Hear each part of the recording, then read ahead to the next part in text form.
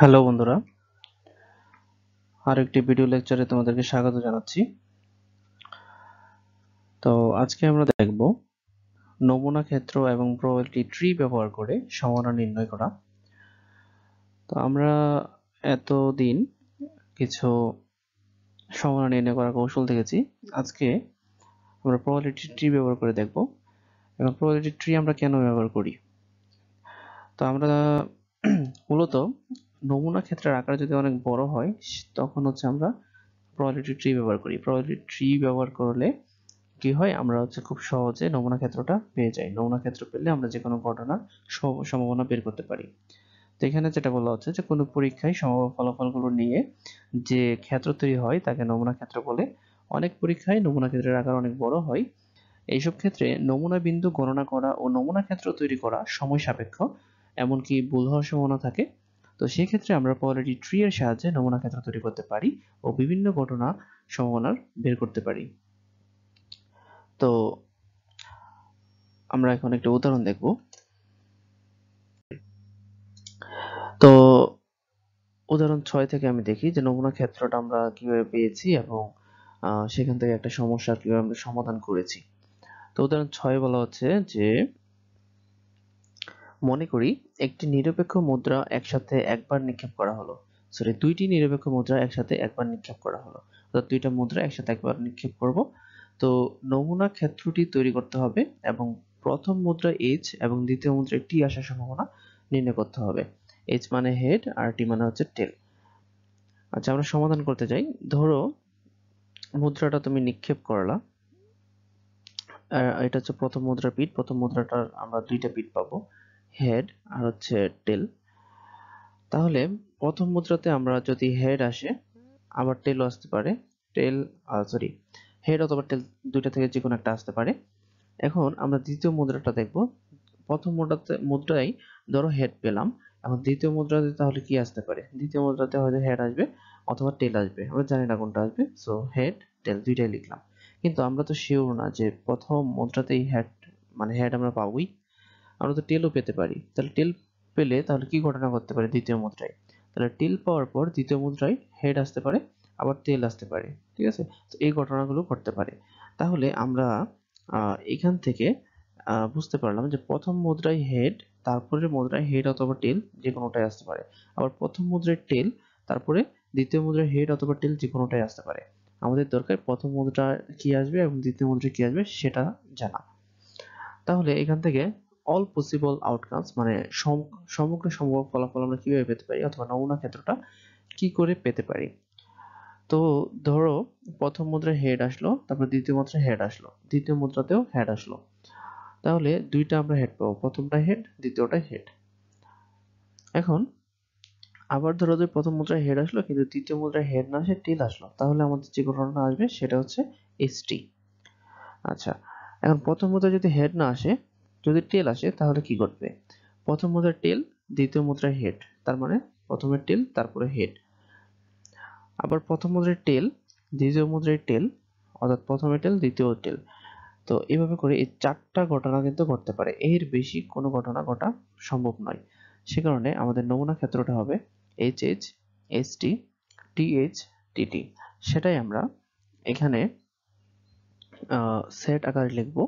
এখন আমাদের নমুনা ক্ষেত্র বিন্দুর সংখ্যা হচ্ছে 4টি, আর প্রত্যেকটা নমুনা বিন্দু আসার সম্ভাবনা হচ্ছে সমান। সেজন্য প্রতিটা নমুনা বিন্দু আসার সম্ভাবনা হবে 1/4। তো তাই প্রথম মুদ্রায় এইচ এবং দ্বিতীয় মুদ্রায় টি আসার সম্ভাবনা হবে, অর্থাৎ প্রথম মুদ্রা এইচ কোথায়, এখান থেকে যদি দেখি প্রথম মুদ্রায় হচ্ছে এইচ, তাহলে এইচ এবং দ্বিতীয় মুদ্রায় টি এরকম আছে কয়টা? শুধু একটা আছে নমুনা বিন্দু, তাহলে উপরে থাকবে 1। আর আমাদের টোটাল নমুনা বিন্দু কয়টা? 1 2 3 4, চারটা। তার মানে এখানে হবে নিচে হবে 4। তার মানে প্রবাবিলিটি অফ প্রথম মুদ্রা এইচ এবং দ্বিতীয় মুদ্রা টি আসার সম্ভাবনা হবে 1/4। তাহলে এটাই হচ্ছে আমাদের আনসার।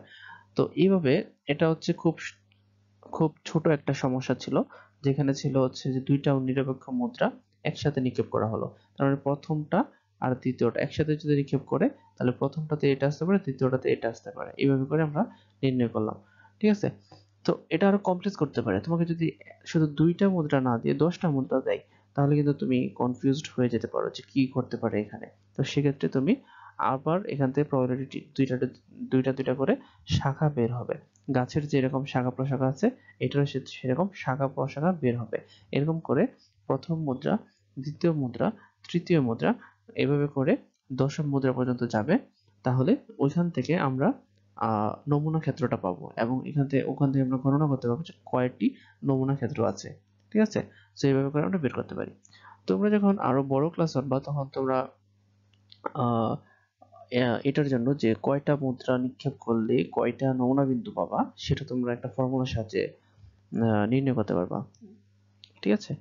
তো ওই ফর্মুলাটা আমি এখানে বলছি না, যখন তোমাদের আসবে তখনই তোমরা শিখে নিও। আচ্ছা, তাহলে এই ছিল হচ্ছে তোমার প্রবাবিলিটি ট্রি এর সাহায্যে কিভাবে আমরা নমুনা ক্ষেত্র বের করি এবং সম্ভাবনা নির্ণয় করে থাকি। তো আমরা পরবর্তী উদাহরণটা দেখি। এখন উদাহরণ 7 দেখব। তো আমরা উদাহরণ 7 দেখি। উদাহরণ 7 এর প্রশ্নটা হলো, মনে করি 3টি মুদ্রা একবার নিক্ষেপ করা হলো। 3টি নিরপেক্ষ মুদ্রা একসাথে একবার নিক্ষেপ করা হলে প্রবাবিলিটি ট্রি তৈরি করে নমুনা ক্ষেত্রটি দেখাও এবং নিচের ঘটনাগুলো সম্ভাবনা নির্ণয় করো। ক, কেবল একটা টেল আসবে, এটা সম্ভাবনা নির্ণয় করতে হবে। খ, 3টাই হেড আসবে, এরকম, এটা সম্ভাবনা নির্ণয় করতে হবে। গ, কমপক্ষে একটি টেল পাওয়া যাবে, সেটা সম্ভাবনা বের করতে হবে। তো আমরা সমাধানটা দেখি।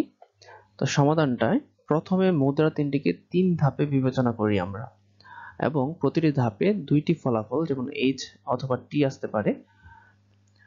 মোট ফলাফলকে প্রবাবিলিটি ট্রি এর সাহায্যে নিম্নভাবে দেখানো যেতে পারে। তো আমাদের 3টা মুদ্রা নিক্ষেপ করতে হবে। এটা আমরা 3 ভাবে দেখি, যে প্রথম মুদ্রায় হেডও আসতে পারে, টেলও আসতে পারে। সেজন্য আমরা প্রথম মুদ্রায় হেড আবার টেল এভাবে লিখলাম। ধরো যখন হেড আসবে তখন দ্বিতীয় মুদ্রায় কি আসবে সেটা আমরা এখানে লিখলাম। আবার প্রথম মুদ্রায় যদি হেড আসে, দ্বিতীয় মুদ্রায় যদি হেড আসে, তাহলে তৃতীয় মুদ্রায় হেড আসবে নাকি টেল আসবে সেটা আমরা লিখলাম। তারপর হচ্ছে এইচ এইচ এইচ লিখলাম, তারপর এইচ এইচ টি লিখলাম। আবার প্রথম মুদ্রায় হেড না আসে যদি টেল আসতো, তখন কি ঘটনাগুলো ঘটতো সেগুলোর জন্য আমরা আবার প্রবাবিলিটি ট্রি তৈরি করলাম। ঠিক আছে? তো এইভাবে করে আমরা যখন করার পর আমরা দেখলাম যে H H H H H টি, মানে এটা H T T H T টি, আচ্ছা এটা এইচ টি এইচ ছিল, তারপর এটা H T T, T H H, T H T, T T H, T T T. তাহলে আমরা এই নমুনা বিন্দুগুলো পেলাম। তো এই নমুনা বিন্দুগুলো নিয়ে গঠিত সেট হচ্ছে আমাদের নমুনা ক্ষেত্র। এখানে আমাদের 1 2 3 4 5 6 7 8 8টি নমুনা বিন্দু রয়েছে, এবং এদের যে কোনো একটি আসার সম্ভাবনা হবে 1/8। তো আমাদের প্রশ্নে ছিল, প্রথম প্রশ্ন যে একটি টেল পাওয়ার সম্ভাবনা কত। ঠিক আছে? তাহলে একটি টেল আছে, এখান থেকে আমরা পিক করব যে একটা টেল আসার সম্ভাবনা বের করার জন্য। তাহলে এটাতে কোনো টেল নাই, এটাতে একটা আছে, আমি মার্ক করব। এটাতে একটা টেল আছে, এটাতে একটা টেল আছে, তারপর এটাতে একটা টেল আছে, আর বাকিগুলোতে একটার বেশি আছে কিন্তু একটা নাই। তাহলে এক টেল আসার অনুকূল ঘটনা হচ্ছে এগুলো। ঠিক আছে? এই 3টা, তাহলে 3টি। তাহলে প্রবাবিলিটি অফ একটি টেল, এটা সমান কত হবে? আমাদের অনুকূল ফলাফল হচ্ছে 3টা, আর আমাদের সমগ্র সম্ভাব্য ফলাফল হচ্ছে 8, তাহলে 8/3। ঠিক আছে? এখন আমরা দেখি খ নাম্বার, যে কেবলমাত্র একটা হেড আসার সম্ভাবনা কত। তো কেবলমাত্র একটা হেড আছে, সরি 3টি হেড আসার সম্ভাবনা কত। তো 3টি হেড আছে, এরকম নমুনা বিন্দু কয়টি আছে সেটা আমরা প্রথমে দেখব। তাহলে 3টি হেড আছে, এটাতে 3টি হেড আছে, আর কোনো বিন্দুতে কিন্তু 3টা হেড নাই। তো সেই জন্য অনুকূল ফলাফল হবে আমাদের, বা অনুকূল ঘটনা হবে আমাদের একটা। তাহলে প্রবাবিলিটি অফ 3টা হেড, এটা সম্ভাবনা হচ্ছে 8/1। এখন আমরা দেখি গ নাম্বার, যে কমপক্ষে একটি টেল পাওয়ার সম্ভাবনা কত। ঠিক আছে? কমপক্ষে একটি টেল। তাহলে কমপক্ষে একটা টেল আছে, ঠিক আছে, কমপক্ষে একটা থাকবে, আবার একটা বেশিও হতে পারে, কারণ কমপক্ষে একটা। ঠিক আছে, তো এরকম ঘটনাগুলো কি কি? এটা এটা এটাতে দুইটা আছে, এটাও হবে, কারণ কমপক্ষে একটা এখানে আছে, একটা বেশি হতে পারে, সমস্যা নাই। এখানে একটা আছে, এখানে দুইটা আছে, এখানে দুইটা আছে, এখানে তিনটা আছে, তাহলে এই সাতটা ঘটনা হচ্ছে আমাদের কমপক্ষে একটি টেল পাওয়ার অনুকূল ঘটনা। তাহলে আমাদের অনুকূল ঘটনা হচ্ছে 7, আর আমাদের টোটাল ঘটনা হচ্ছে 8। তাহলে আমাদের প্রবাবিলিটি অফ কমপক্ষে একটি টেল হওয়ার সম্ভাবনা 8/7। আচ্ছা, এখন দেখবো আমরা উদাহরণ 8। এটার প্রবলেমটা হচ্ছে একটি নিরপেক্ষ ছক্কা ও একটি মুদ্রা একবার নিক্ষেপ করা হলো। প্রবাবিলিটি ট্রি তৈরি করে নমুনা ক্ষেত্রটি লিখো। ছক্কায় 5 এবং মুদ্রায় এইচ আসার সম্ভাবনা বের করো। অর্থাৎ মনে করো যে তোমার কাছে একটা ছক্কার গুটি আছে, আবার একটা কয়েন আছে, মানে মুদ্রা আছে। তো তুমি এই দুইটাই হচ্ছে একসাথে নিক্ষেপ করতে পারো, ঠিক আছে, অথবা এক ছক্কা আগে বা মুদ্রা পরে, বা মুদ্রা আগে ছক্কা পরে, এইভাবে করে তুমি নিক্ষেপ করতে পারো। তো একটা নিরপেক্ষ ছক্কা আর একটা মুদ্রা তুমি নিক্ষেপ করলা।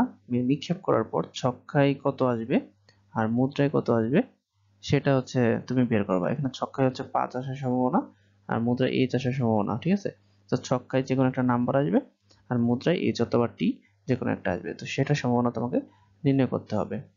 তো সেটার জন্য আমরা কি করতে পারি? আমরা প্রথমে ছক্কাটা নেই। ছক্কাটা নিলে আমাদের প্রবাবিলিটি ট্রিটা সুন্দর হবে। প্রথমে মুদ্রাটা নিলেও তুমি পারবা, সমস্যা নাই। তো ছক্কাতে আমাদের কি কি আসতে পারে? ছক্কাতে আমাদের 1, 2, 3, 4, 5, 6, এই 6টার যে কোনো একটা আসতে পারে। ধরে নাও যে ছক্কাতে 1 আসলো, 1 আসলে তারপর মুদ্রাতে কি আসতো? মুদ্রাতে হেড অথবা টেল আসতো। ঠিক আছে, হেড অথবা টেল আসতো, এর বাইরে কোনো কিছু আসতো না কিন্তু। হ্যাঁ, তাহলে আমাদের ছক্কায় 1 আসলে, ছক্কায় 1 আসলে মুদ্রায় হেড আসতে পারে, সেই ঘটনাটা হচ্ছে এটা। ছক্কায় 1 আসলে মুদ্রায় টেল আসতে পারে, সেই ঘটনা হচ্ছে এটা। এখন আমাদের ছক্কাতে যদি 1 না আসে, 2 আসতো, তাহলে কি করতো? তাহলে 2 আসলে মুদ্রায় এইচ অথবা টি আসতে পারতো। তখন মুদ্রায় ছক্কায় 2 এবং মুদ্রায় এইচ, এটা একটা ঘটনা করতে পারতো।